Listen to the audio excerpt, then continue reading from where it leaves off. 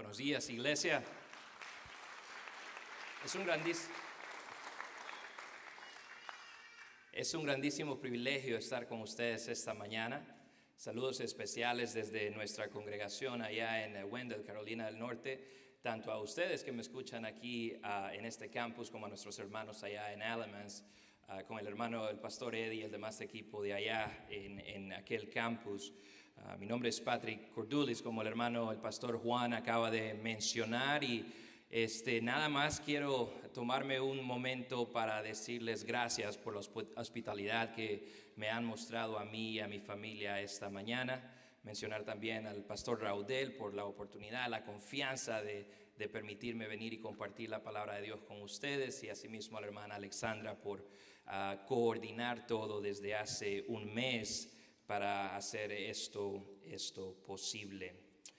De nuevo, de verdad no tengo palabras para agradecer tan grande privilegio que es el de estar con ustedes en esta mañana.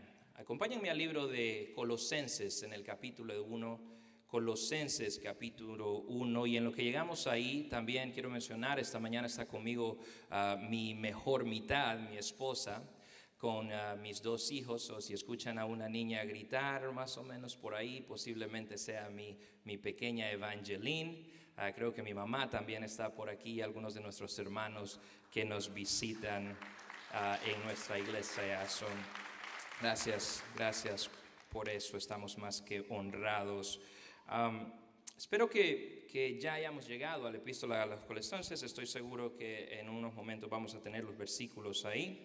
Y algo que tenemos que saber acerca de la epístola a los Colosenses es que el apóstol Pablo obviamente es el escritor, lo miramos en el versículo 1, probablemente durante su arresto domiciliario en Roma, por ahí del año 60 después de Cristo. Nosotros entendemos que cada vez que Pablo escribe, la mayoría de las veces Pablo está tratando de enfrentar o de verificar o de corregir un problema dentro de la congregación.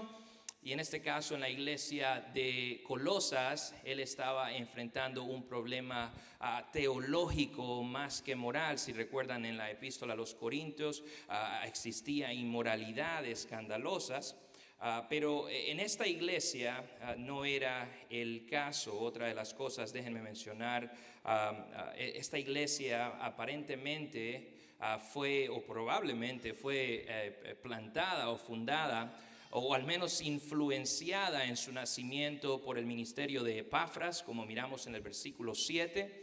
Y nada más mencionar, el pastor Juan lo mencionó, hemos estado trabajando ahí en lo que es la evaluación de futuros plantadores de iglesia, lo que el Señor nos ha permitido hacer en los últimos años, junto a su esposa Virmeli, creo que la miro por aquí.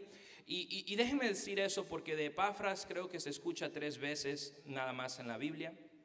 Y lo que podemos saber de Epafras nada más es lo siguiente: él era un fiel ministro del Evangelio que en alguna ocasión fue a la región de Colosas. El día de hoy es Turquía, creo, estoy seguro, Turquía, creo, en el área sureste. Y sabemos de Epafras que él plantó una iglesia de ahí, o influenció una iglesia de ahí. Y déjenme decirles, hermanos, si no están involucrados en la multiplicación de discípulos, en la multiplicación de iglesias, están en el lugar correcto para hacerlo. Summit en español y Summit en general es un lugar que se conoce por el trabajo de la Gran Comisión. De hecho, yo lo he leído ya en varias ocasiones. Esta mañana yo sé que ustedes viven enviados, estoy en lo correcto si no me equivoco. Regresando a la epístola de los Colosenses y a las cuestiones que Pablo estaba enfrentando, nos damos cuenta rápidamente, de hecho en el capítulo 2, en los versículos 16 al 19, que Pablo estaba tratando de corregir la enseñanza de que habían tratado de introducir algunos maestros, por ejemplo, a confiar en filosofías y tradiciones humanas en lugar de descansar únicamente en Cristo. En el versículo 16, en el capítulo 2, vemos que ellos estaban tratando de guardar ciertas leyes y mandamientos en adición al trabajo de Cristo. Quizás cumplir con restricciones sobre alimentos, de bebidas y de comidas, observar fiestas, lunas nuevas y días de reposo, predicar un asceticismo riguroso que les obligaba a ellos a castigar su cuerpo, como que en el sentido de abstenerse de cosas, como que si en la abstinencia o en las cosas que nosotros hagamos podemos encontrar la plenitud o la confianza certera de nuestra salvación. También vemos que existía la adoración y veneración de ángeles o de seres espirituales, lo cual Pablo también condena. Y obviamente esto de buscar visiones místicas como supuesta revelación del Señor. En el versículo 19, Pablo describe este tipo de religión, que es una religión que no está asida de la cabeza, de la cual todo el cuerpo nutrido y unido por las coyunturas y ligamentos crece con un crecimiento que es de Dios.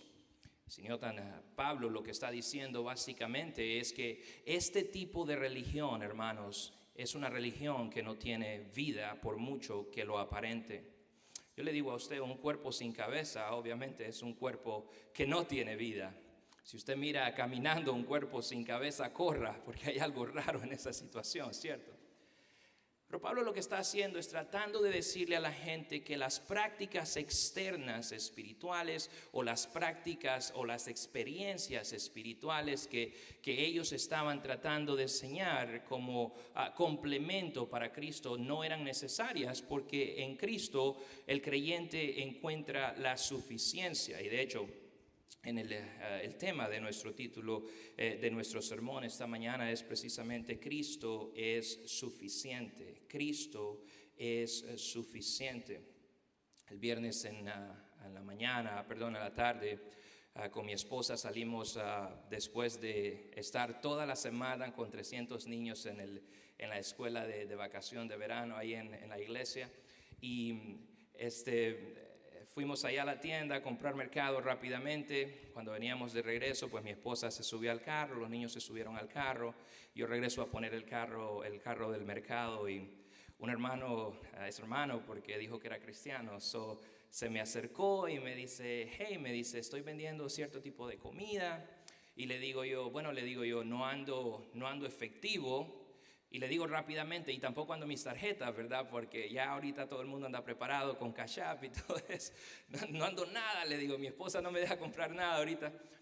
Le digo, pero dame tu número de teléfono, yo soy pastor, yo voy a llamarte si en algún día hacemos un evento para que vengas y compartas con nosotros lo que estás vendiendo, darte la oportunidad de que conozcas también lo que el Señor está haciendo en nuestra congregación.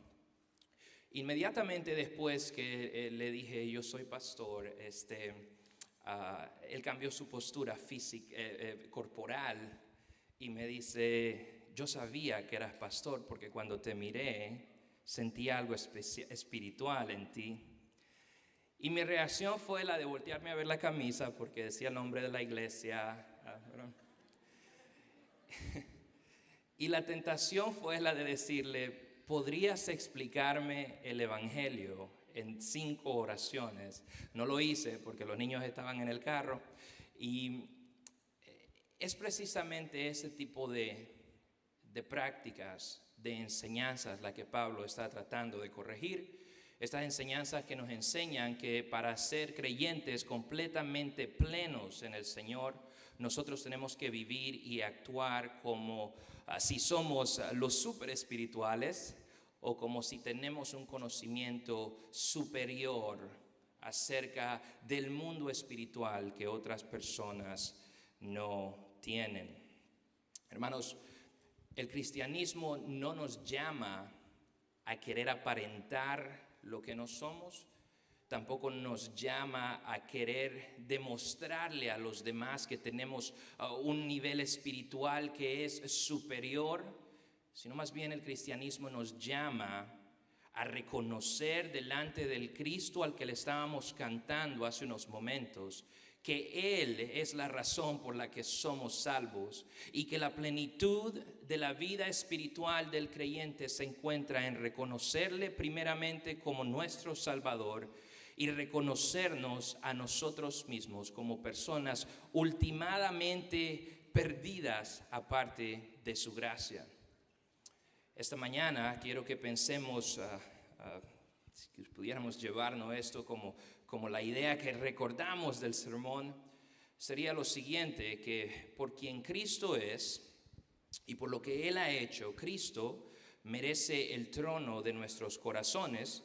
Y de nuevo, si se duermen a mitad de camino y quieren llevarse una cosa nada más, por quien Cristo es y por lo que Él ha hecho, Él merece estar en el trono de nuestros corazones. Ahora los voy a invitar a Colosenses en el capítulo 1. Vamos a leer en los versículos 15 al 23 y entrar en el sermón. Muchos teólogos han argumentado que los versículos que estamos a punto de leer, especialmente Colosenses del versículo 15 al 20, son un himno temprano de la iglesia cantando acerca de este Cristo exaltado. Entonces para nosotros debería ser un privilegio de poder cantar y escuchar a la grandeza de este Cristo, viendo cómo la iglesia responde ante problemas, no haciendo la iglesia más bonita o más atractiva para el mundo o bajando nuestro nivel de santidad o de moralidad, sino más bien exaltando al Cristo que lo ha hecho todo por nosotros, el Cristo que se merece todo por quien Él es. Versículo 15 dice, Él es la imagen del Dios invisible, el primogénito de toda creación, porque en Él fueron creadas todas las cosas, tanto en los cielos como en la tierra, visibles e invisibles, ya sean tronos, dominios, poderes o autoridades. Todo ha sido creado por medio de Él y para Él. Y Él es antes de todas las cosas, y en Él todas las cosas permanecen. Él es también la cabeza del cuerpo que es la iglesia. Él es el principio, el primogénito de todos de entre los muertos, a fin de que Él tenga en todo la primacía, porque agradó al Padre que en Él habitara toda la plenitud, y por medio de Él reconciliar todas las cosas consigo, habiendo hecho la paz por medio de la sangre de su cruz, por medio de Él. Repito, ya sean las que están en la tierra o las que están en los cielos.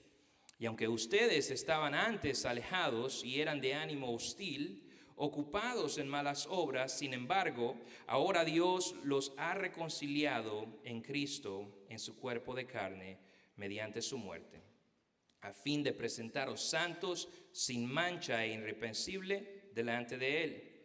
Esto Él hará si en verdad permanecen en la fe, bien cimentados, constantes, sin moverse de la esperanza del Evangelio que han oído, que fue proclamado a toda la creación debajo del sol, y del cual yo, Pablo, fui hecho ministro. Podemos orar juntos por un momento. Padre, gracias, Señor, por este tiempo. Padre, me honra tanto, Señor, ver que tú hayas visto a personas como nosotros y Señor, me hace sentir tan humilde y tan dependiente de ti, saber, Señor, de que tú, el creador del universo, el que acabamos de leer, hizo todo cuanto existe, mira a nosotros, Señor, y decide revelarse a nosotros y hacernos uno contigo. Dios bendito, te pido que dirijas cada una de mis palabras esta mañana. Tú conoces mi corazón, Señor. Tú conoces mis debilidades. Tú conoces todo, Padre, sobre mí, sobre mis hermanos. Y lo que te pedimos, Señor, es que hoy nosotros podamos conocerte, aunque sea un poquito más. Dios bendito, te pido por nuestros hermanos en Venezuela. Yo sé que ya oramos, Padre, pero eso es algo que nos parte el corazón a todos, Señor, y solamente quiero traértelo a la memoria una vez más, Señor. Que ayudes a las personas allá, que nos ayudes a nosotros a poder ayudar de cualquier manera aquí, si tenemos la oportunidad. Padre, pero que el Evangelio resplandezca hoy más brillante que nunca en nuestro país, hermano Venezuela. Gracias por todo, Señor. Te pedimos estas cosas en el nombre de Cristo. Amén. Pongámonos de nuevo, hermanos, la idea enfrente de nuestras cabezas de que Pablo no está dándonos información solamente para que nosotros llenemos nuestro cerebro de información, sino más bien para que nosotros, como resultado de conocer a Cristo un poco más, vengamos y respondamos en fe, en arrepentimiento y podamos adorarle un poco más. Recordemos que por quien Cristo es y por lo que Él ha hecho, Él merece el trono de nuestros corazones. Pero entonces, si vamos a hablar de quién Cristo es, tenemos que ver quién Cristo es, ¿cierto?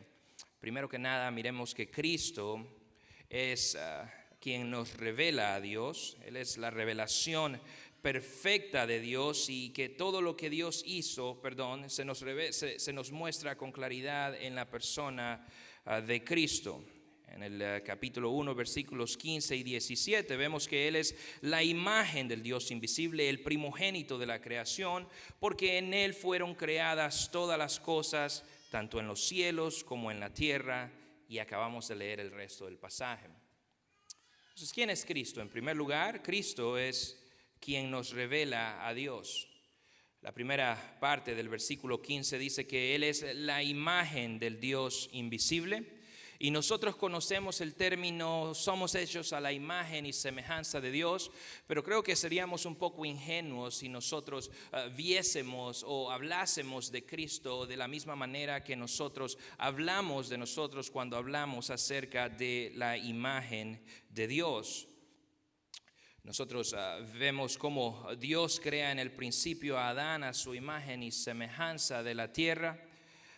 Pero cuando nosotros hablamos de Cristo como la imagen de Dios, estamos hablando de alguien que refleja o que revela a Dios perfectamente y no solamente como Adán o como nosotros lo hacemos por pura reflexión, sino más bien porque Cristo es la verdadera imagen de Dios. R.C. Sproul decía, contestando a la pregunta ¿qué significa que Jesús es la imagen del Dios invisible? Básicamente que si quieres ver al Dios invisible, tienes que mirar al rostro de Jesucristo. Que si quieres tener una experiencia empírica de quién Dios es, tienes que ver a Jesucristo.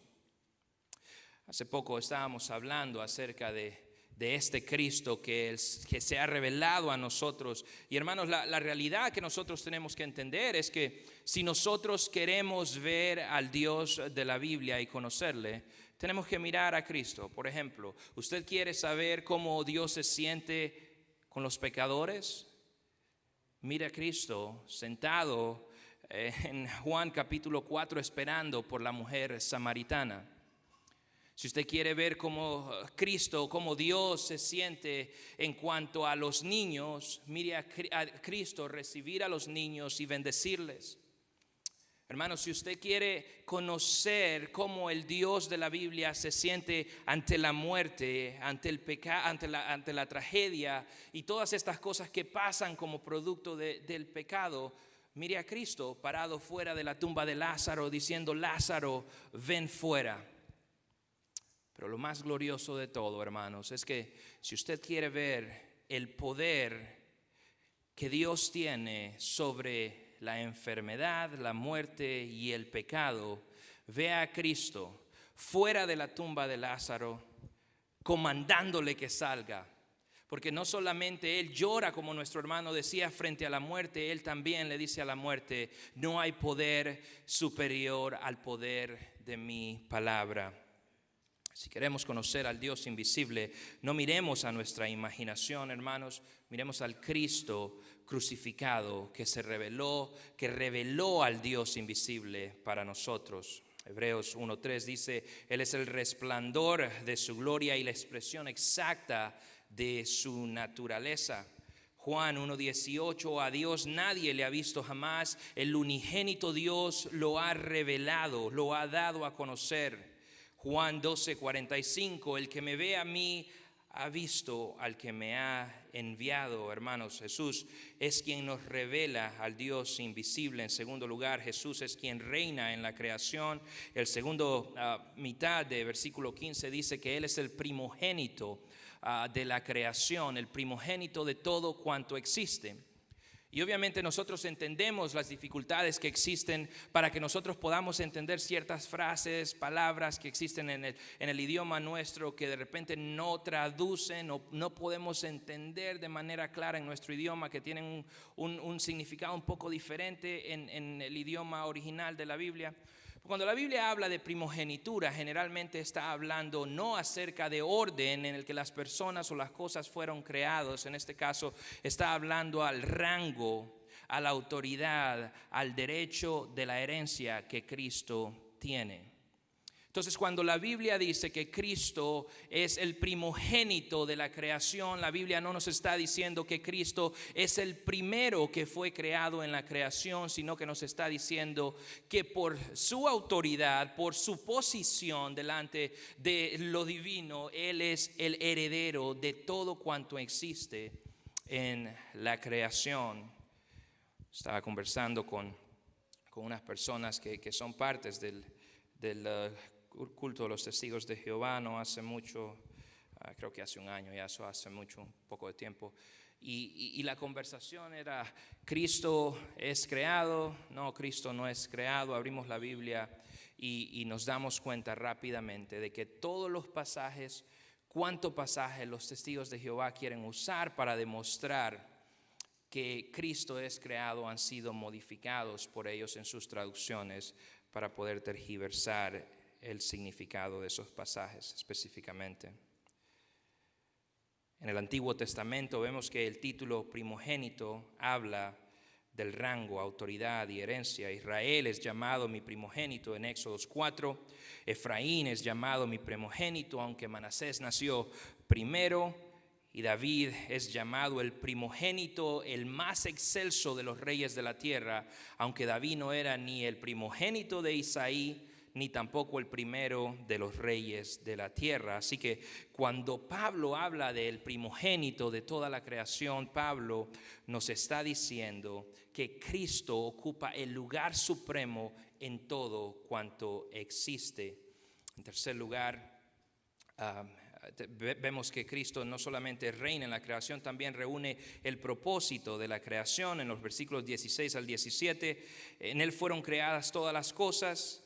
Todo ha sido creado por medio de Él y para Él, y en Él todas las cosas permanecen. Hermanos, allá en Alamance, todo cuanto existe, existe por, para y por medio del sostenimiento de Cristo. Yo antes solía pensar de que Dios había creado todo cuanto existía y se había retirado y había dejado los procesos que están en lugar para que los árboles crecieran, pero leyendo la palabra de Dios yo no puedo tener otra conclusión más que darme cuenta de que el aire que estamos respirando tiene los componentes químicos, no, perdón, me estoy metiendo aquí en un tema que yo no sé, pues no soy científico, ¿cierto? Pero tiene todos los componentes necesarios debido a cómo Cristo sostiene el universo. Las plantas que crecen, cada pulgada que cada planta crece, está creciendo no porque Dios puso un sistema en su lugar, sino porque Dios está dándole crecimiento por medio del Hijo que sostiene todo cuanto existe. Cristo, hermanos, no pertenece a la categoría de lo creado. Él es el creador, el sustento y el fin de todas las cosas. Usted quiere encontrar propósito en su vida, encuentre a Cristo. Porque todo cuanto existe, existe para Él. Y hasta que usted no se dé cuenta de esa realidad, usted va a tratar de estar construyendo su vida en la arena, ¿cierto? Porque, como decía el predicador, solo tenemos una vida y todo cuanto hagamos, de todo cuanto hagamos, solo lo que hagamos por Cristo importa y permanece. Nada más importa, nada más permanece, porque Él reúne el propósito de toda la creación. Entonces, llegamos al final de este punto preguntándonos quién es Cristo. Bueno, Cristo es la revelación perfecta de Dios, y todo cuanto existe, todo lo que Dios es, Cristo nos lo ha revelado a nosotros con claridad. En segundo lugar, miremos qué ha hecho Cristo. ¿Qué es lo que Cristo ha hecho para que nosotros le demos el trono de nuestro corazón? Colosenses 18:20 dice que Cristo, parafraseando, tomó sobre sí la maldición de una creación caída para comenzar una nueva. Primero que nada, notemos en el versículo 18 que por su sangre ha redimido un pueblo. En el versículo 14 ya vimos o leemos en el capítulo que en Él tenemos redención de pecados, el perdón de pecados, la redención. Y esa redención de pecados sucede, hermanos, debido a lo que cantábamos hace un momento, a la sangre de Cristo que fue ofrecida por nosotros, su muerte de cruz, su muerte, no solo muerte como la Biblia, como decimos, Cristo murió, pero no, murió en una cruz representando que Él está tomando en sí una maldición, porque maldito es todo aquel que cuelga de un madero. Bueno, este Cristo ha redimido un pueblo del cual formamos parte todos los que estamos en Él por fe, y a través de la gracia de Dios Él nos ha dado arrepentimiento y fe, ya sea en este campus, ya sea donde mis hermanos allá en Alamance, ya sea en Wendell, Carolina del Norte. Este Cristo, hermanos, es la cabeza de su iglesia. En el versículo 18 dice que Él es la cabeza del cuerpo que es la iglesia. Hermanos, y si Cristo es la cabeza del cuerpo, tenemos que entender que nuestras congregaciones no pueden tener vida espiritual si no están conectadas a la cabeza que es Cristo. No importa cuán bonito se le miren los tobillos a la iglesia, si la iglesia no está conectada a la cabeza, es una iglesia muerta. No importa cuánto bien prediquemos, hermanos. Antes yo me predicaba, voy a predicar más, especialmente cuando predico en inglés, porque el inglés mío es medio así, medio diabético, pero ya no, porque lo importante no es que tan bien nos veamos, que tan bien hablemos. Lo importante es que estemos conectados a la cabeza que es Cristo. Él redimió un pueblo, esa es su iglesia, ese es usted y somos nosotros. En segundo lugar, su resurrección comienza una nueva creación. Ahí se nos dice que Él es el principio, es el primogénito de entre los muertos, a fin de que Él tenga la primacía en todo. Esa palabra en el principio obviamente hace eco de Génesis, es cierto. Entonces nosotros tenemos que acostumbrarnos a ver la resurrección de Cristo como el regénesis de la creación. Y póngase a pensar en la imagen, o más bien en la fotografía, en todas las pasajes de la resurrección. Se habla de cosas como que Cristo fue confundido como un jardinero. La resurrección tomó lugar el primer día de la semana, al amanecer. Cristo le habló primero a la mujer, y lo que miramos es que Dios está construyendo su Biblia diciéndonos que todo lo que Adán hizo y todo lo que fue destruido en el jardín, Cristo lo está revirtiendo y haciendo algo nuevo desde otro jardín donde reinó la vida, cuando todos creíamos que la muerte había triunfado. Su resurrección comienza una nueva creación. Pablo utiliza lenguaje de la creación en 2 de Corintios 4 y 6 cuando él habla de nuestra propia salvación. Dice, Dios que dijo que de las tinieblas resplandeciese la luz es el que ha resplandecido en nuestros corazones para la iluminación del conocimiento de la gloria de Dios en la faz de Cristo. Hermanos, Cristo, conocimiento de Cristo es lo que necesitamos para acceder a la nueva creación que, aunque ya está inaugurada, nosotros entendemos todavía no está manifestada de manera plena. Todavía pasan cosas como lo que pasó en Venezuela, porque la creación todavía gime con dolores de parto. Todavía nuestros seres queridos mueren. Todavía los matrimonios, quizás en esta habitación, no tienen paz entre ellos. Pero nosotros tenemos que aprender a confiar en Él, hermanos, que es la resurrección y el comienzo de una nueva creación. Una frase que nuestro hermano utilizó fue que nosotros podamos, o algo así, que nosotros podamos tener tanto del amor de Cristo por medio de una resurrección de nuestra relación con Él, para poder darlo a los demás. Y ese precisamente es el poder de la resurrección. Un poder que nos cambia, que nos transforma, que nos hace, hermanos, vivir de manera diferente. En tercer lugar, su encarnación manifiesta la plenitud de la deidad.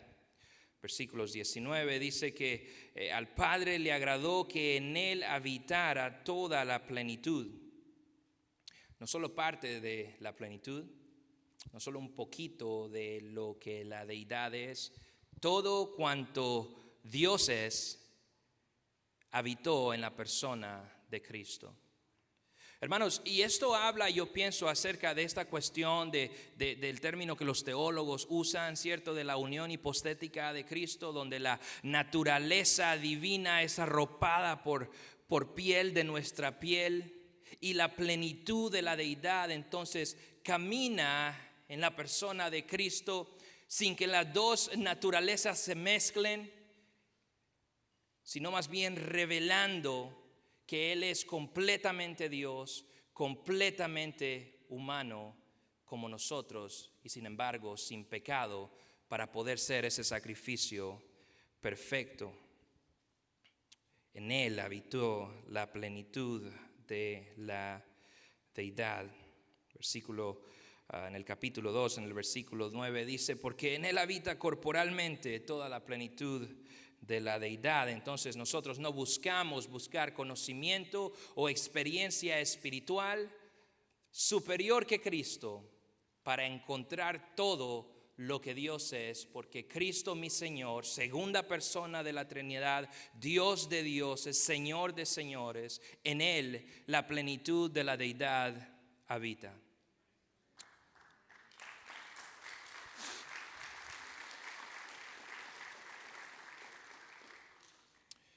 Rápidamente, hermanos, debemos hacernos la pregunta entonces, si Cristo es quien Él dice que es y ha hecho lo que Él dice que, o lo que la Biblia dice que ha hecho, ¿a qué aspiramos en Él? ¿Cómo debemos responder? Colosenses 21-23 dice, aunque ustedes estaban antes alejados y eran de ánimo hostil, ocupados en malas obras, sin embargo, ahora Dios los ha reconciliado en Cristo en su cuerpo de carne mediante su muerte, a fin de presentarlos santos, sin mancha e irrepresible delante de Él. Esto Él hará si en verdad permanecen en la fe, bien cimentados y constantes, sin moverse de la esperanza del Evangelio que han oído, que fue proclamado en toda la creación debajo del cielo, y de la cual yo, Pablo, fui hecho ministro. En Cristo aspiramos a ser transformados por su gracia, sostenidos por su fe, por la fe, y enviados con su mensaje. Miren la transformación que toma lugar por la fe en Colosenses 1, 21 y 22. Se nos dice que éramos de ánimo hostil, viviendo en obras malas, pero que ya no somos, porque hemos sido reconciliados con el Señor. Lo que nosotros tenemos que entender, hermanos, es que si esta mañana hay uno de nosotros aquí que no ha sido transformado por la fe de Cristo, es una persona que no ha sido salvado por la fe de Cristo. En segundo lugar, miremos que podemos aspirar a perseverar en la fe. En el versículo 23 se nos pide que nosotros tenemos que seguir caminando sin movernos de la esperanza del Evangelio. Momentos difíciles, momentos de persecución, momentos de muerte, momentos de incertidumbres. Tenemos que agarrarnos con todo lo que tenemos, como si nuestras almas dependieran de ello, de nuestro Cristo, porque nuestras almas dependen de Él. Cualquiera que sea la situación, hermano, que usted esté pasando hoy en la mañana, en cualquier área de su vida, la perseverancia en la fe es a lo que aspiramos. Porque como Pedro decía, ¿a quién vamos a ir? Si evitamos ir a aquel que es Dios de dioses, ¿quién más para ayudarnos? Debemos aspirar a perseverar en la fe. Y por implicación, en el verso 23, debemos aspirar a la proclamación de la fe. Los colosenses escucharon el evangelio por parte de Epafras, ¿cierto? Si Epafras no hubiese llevado el evangelio a los colosenses, quizás alguien más lo hubiese llevado, pero ese es el punto. Alguien tiene que ir. Alguien tiene que ir. Hermano, si usted en este momento es cristiano, es creyente, está viviendo una vida excelente en su matrimonio, usted no tiene ninguna falla moral que le podamos reprochar aquí delante de los hermanos, pero usted no está haciendo discípulos, usted es un discípulo, una persona incompleta en el Señor. Porque el caminar con el Señor por necesidad es de ir y decir, porque ese es el mandamiento que Él nos da antes de la ascensión. Y vemos aquí por implicación, obviamente, que si estamos en la fe vamos a proclamar el evangelio para que otros lo escuchen.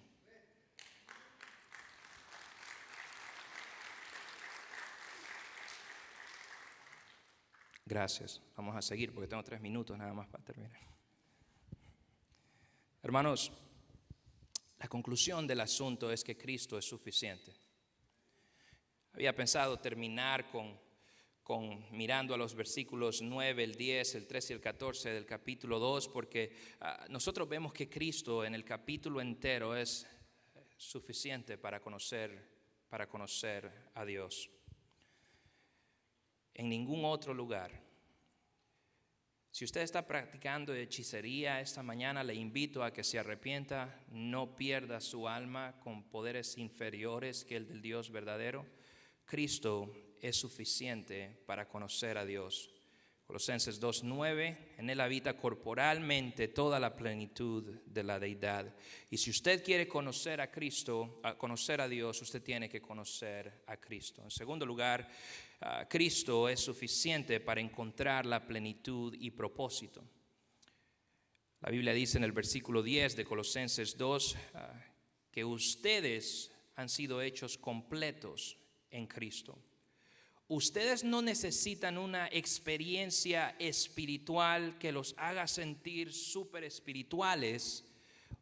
Ustedes y yo necesitamos a Cristo para encontrar nuestra plenitud y para encontrar nuestro propósito en esta vida. Finalmente, Cristo es suficiente para encontrar la salvación. Versículos 13 y 14 en el capítulo 2. Dice la Biblia, Dios les dio vida juntamente con Cristo, habiéndonos perdonado todos los delitos. Por eso, iglesia, nosotros no necesitamos nada más que Cristo para la salvación, Cristo para nuestra santificación. Y lo mismo que Él nos pide esta mañana, hermanos, lo que nos pidió Él para nuestra salvación es lo mismo que Él nos pide para nuestra santificación, es fe en Él. Es creer en Él, vivir una vida de constante arrepentimiento. Y acabamos de ver, hermanos, que Cristo es Dios manifestado en la carne. Acabamos de ver que Cristo es la persona que redime la humanidad y la creación y está construyendo una nueva creación, de la cual Él es las primicias y ha resucitado en primer lugar, y después vamos nosotros. Cristo tomó la maldición que la creación está sometida a ella.